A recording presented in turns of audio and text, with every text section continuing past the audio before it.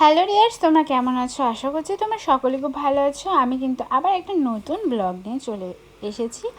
আজকে ভেবেছিলাম কাজটা করতে পারবো কমপ্লিট, কিন্তু তাড়াহুড়োর জিনিস কোনো সময় কিন্তু ভালো হয় না।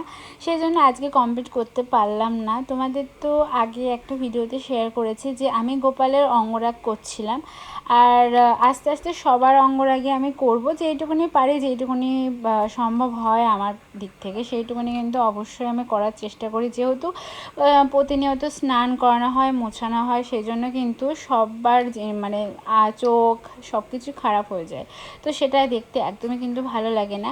কিন্তু যেহেতু আজকে বৃহস্পতিবার, মাকে ভালো করে স্নান টান করিয়ে তারপরে অঙ্গরাগ করতে বসিয়েছিলাম, কিন্তু মাম্মামের স্কুল থাকায় আবার আমাকে মেকআপ ক্লাসে যেতে হবে, পুজোর টাইম হয়ে যাচ্ছে, সেই জন্য কিন্তু আমি তাড়াহুড়ো করে মায়ের পুজোটা দিয়ে নিলাম। আজকে কিন্তু কমপ্লিট করতে পারিনি, নেক্সট ভিডিওতে তোমাদের সাথে আমি শেয়ার করব, আর কেমন হয়েছে সেটাও তোমাদের সাথে দেখাবো।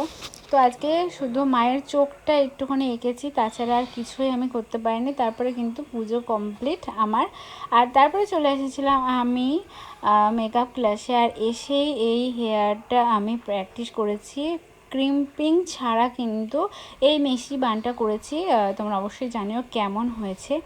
আর আজকে ওর হেয়ার স্টাইল করা হবে, আর আমার ওপরে ফেসে মেকআপ প্র্যাকটিস করা হবে। আজকে কিন্তু একদম অন্যরকমভাবে মেকআপটা করিয়েছিল, একদম আলাদা স্টাইলে। সত্যি বলছি, মেকআপটা খুব সুন্দর হয়েছিল। ফোনে দেখে হয়তো তোমরা বুঝতে পারছো না, ফোনে একটুখানি অন্যরকম লাগে, উগ্র টাইপের লাগে, কিন্তু সত্যি বলছি এই মেকআপগুলো সামনে থেকে দেখলে খুবই সুন্দর লাগে। এই ভিডিওটা তোমাদের সাথে আমি শেয়ার করছি 1 ঘন্টা পর, মেকআপ করার 1 ঘন্টা পর। তাও দেখো কি সুন্দর গ্লসি লাগছে মেকআপটা। সত্যি বলছি খুব সুন্দর হয়েছিল আজকের মেকআপ। আর আমার মেকআপ হচ্ছিলো, আর হচ্ছিলো হালকা করে হেয়ার স্টাইল তোমাদের সাথে শেয়ার করলাম। তারপরে আর কি, বৃষ্টির মধ্যে এই যে জল জমে আছে, সেই জল দিয়ে পার হয়ে আস্তে আস্তে চলে আসলাম বাড়িতে। তারপরে এই যে আমি আমার ভাত নিয়ে বসে পড়েছি। এদিকে মা মাছ করেছিল, আর এদিকে করেছিল বাঁধাকপির তরকারি। খাওয়া দাওয়ার পরেই ভাই মেখে রেখেছিল আমড়া মাখা আমাদের গাছের, সেই আমড়া মাখা খেলাম। সত্যি বলতে কি ভাই এত সুন্দরভাবে আমড়া মাখাই, মানে এত সুন্দর, না খেতে পারলে একদমই ভালো লাগবে না। তারপরে রাত্রিবেলা না, সন্ধ্যেবেলার দিকে করে নিলাম ডিম টোস্ট। আর আজকের ভিডিওটা তোমাদের সাথে শেয়ার করলাম, কেমন লাগলো অবশ্যই কমেন্ট করে জানিও।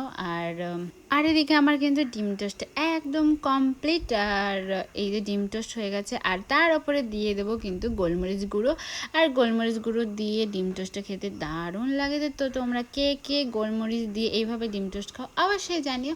তো চলো আজকের ভিডিওটা এখানেই শেষ করছি, ভালো থেকো।